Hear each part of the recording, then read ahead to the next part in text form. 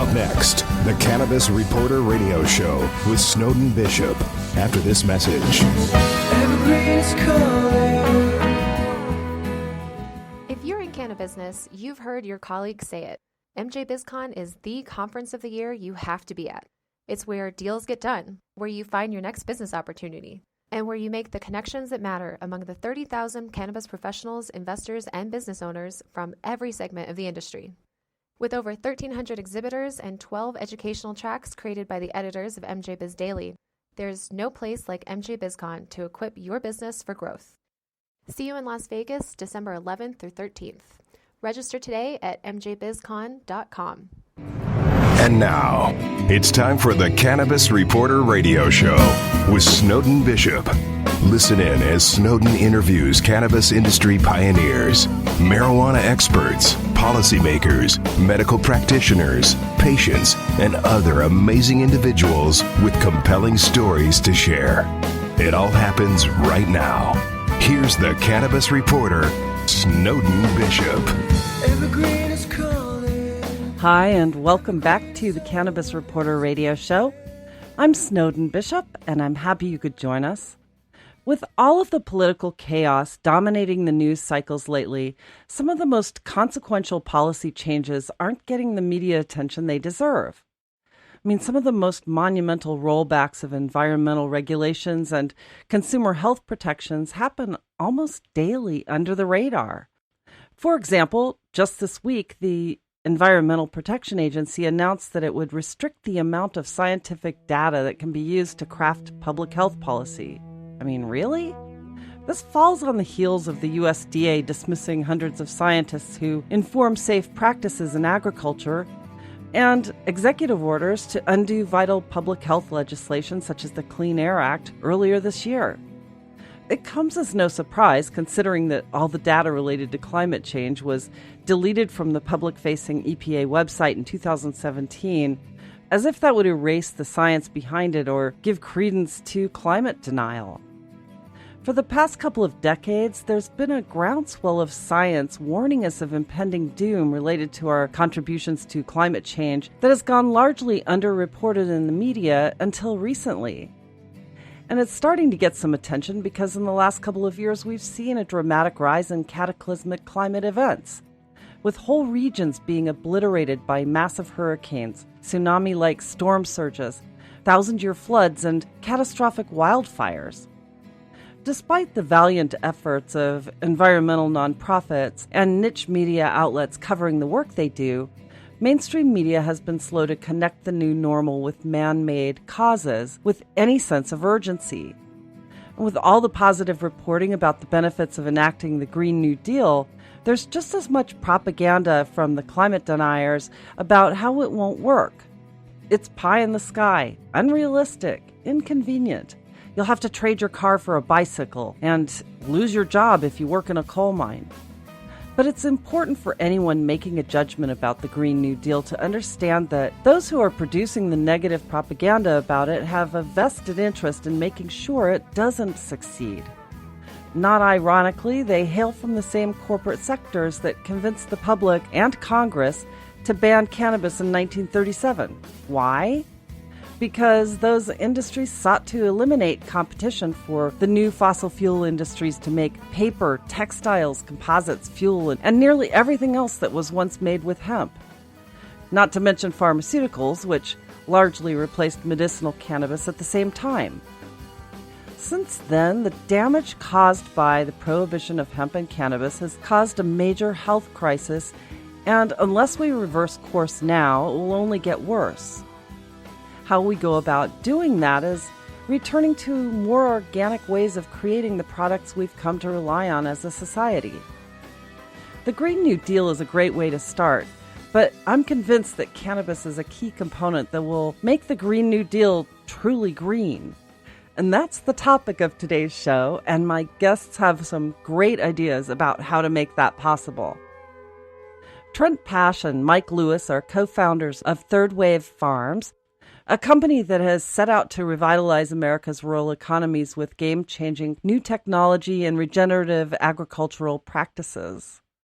They met while working on a project with a company developing CBD products.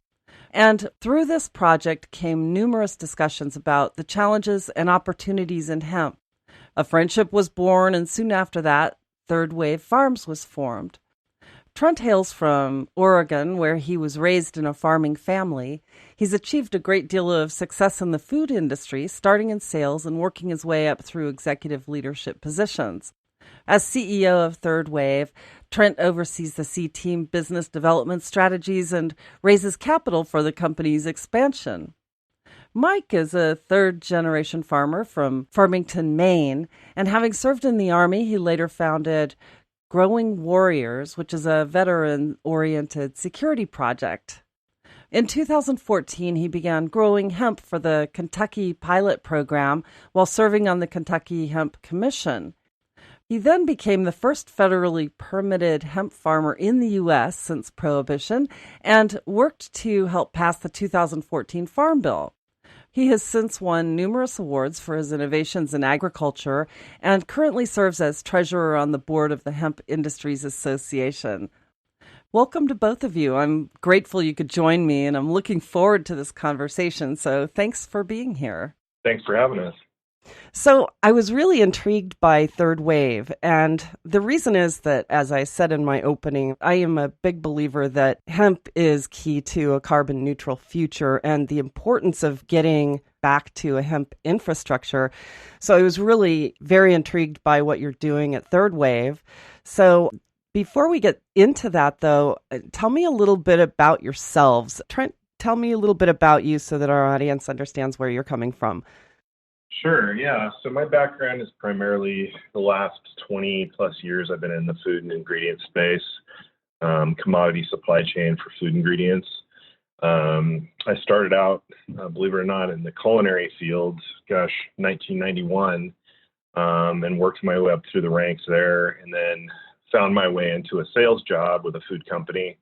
And from there, just started going into the supply side of things with a seafood company, and then eventually running a trading desk out here in Oregon for a commodities firm, primarily sourcing edible oils and seeds for different food companies, such as Costco, Walmart, a lot of brands that are in the natural food space. I was really a part of that whole non-GMO movement, as well as organic and more sort of sustainable products throughout this food supply chain. And that's actually how Mike and I met, was when I was on a consulting project for a company in Southern California. And Mike and I had our first introduction there. And Mike, how about you? How did you get your start into this? Well, into hemp accidentally, quite accidentally and blindly.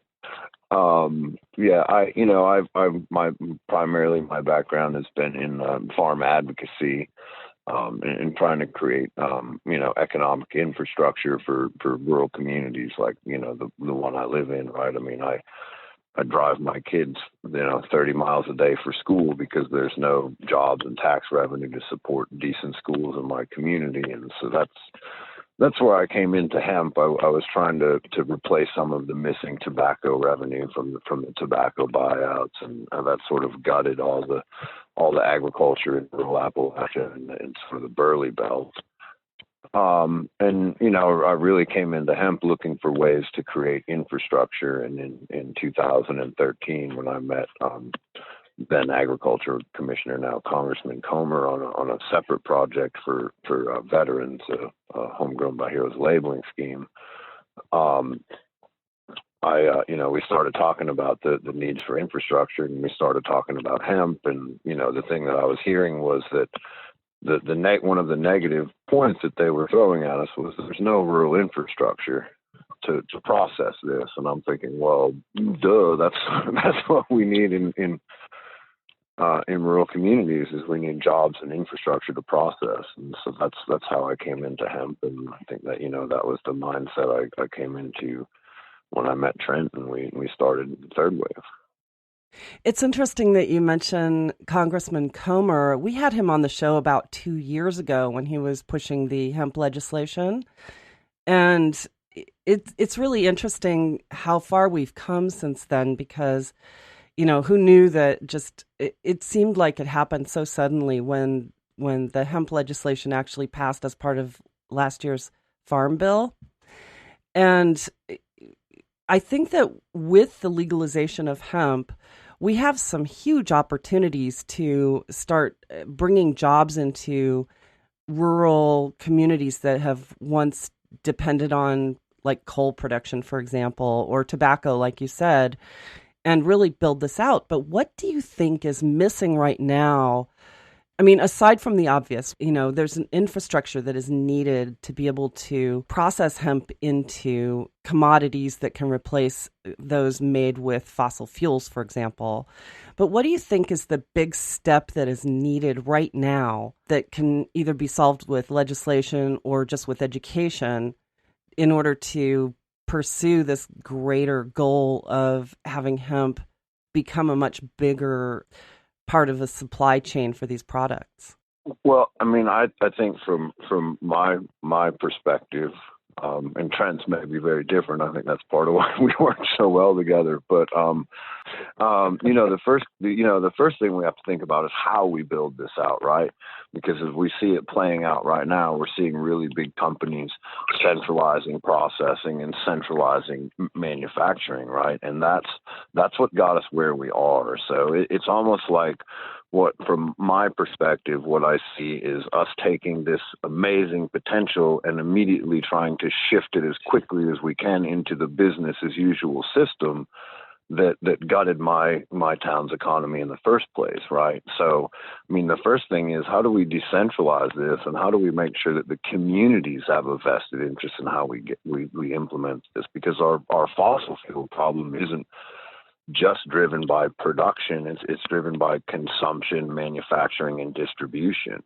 And my concern is if we go too quickly, then we're taking away the ability for communities and cooperatives and things of this nature to start taking root in these rural communities. And I think, that's how we have to look at this first and foremost. And so the answer is we have to figure out how to pass common sense legislation that protects rural communities that want to invest in cooperative infrastructure for their farmers that supports a carbon neutral growth for this industry.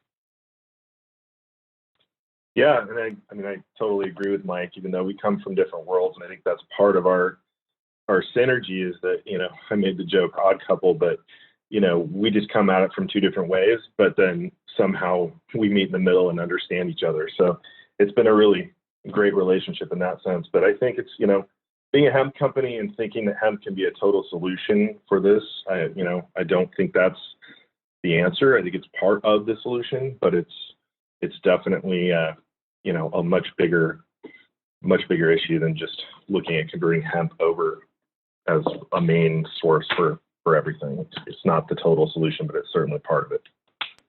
Well, at least for now, it's not the total solution because obviously, like you said, the infrastructure still needs to be built out.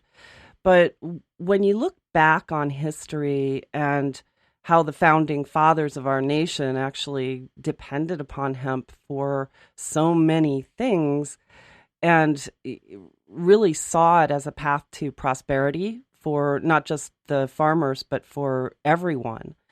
And,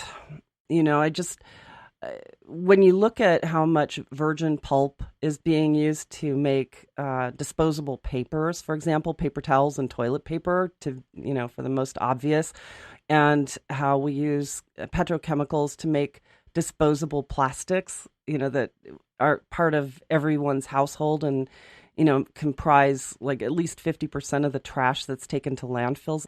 I mean, it would seem that hemp would provide such an obvious answer to those problems, wouldn't you think? Yeah, I agree with that. Go ahead, Mike.